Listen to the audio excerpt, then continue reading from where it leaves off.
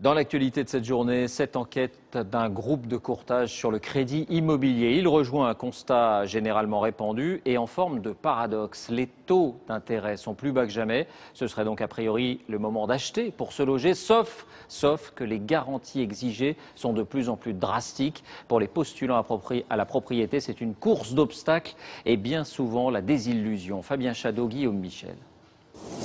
L'argent n'a jamais été aussi bon marché.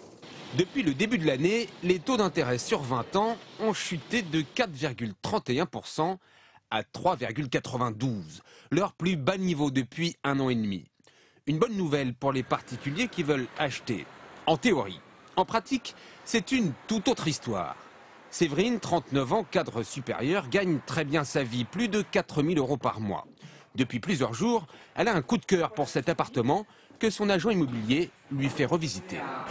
À 310 000 €, donc sur l'avenue de Saint-Ouen, et on est en double exposition.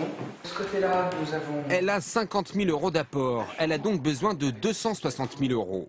Une somme que sa banque lui aurait prêtée sans difficulté l'an dernier, mais aujourd'hui, elle refuse. Déjà, le fait que je sois seule, pour eux, c'est pas forcément... il n'y a personne d'autre à côté, donc il n'y a pas de garant 6 mois, je sais pas, si je suis licenciée. C'est moins rassurant pour les banques.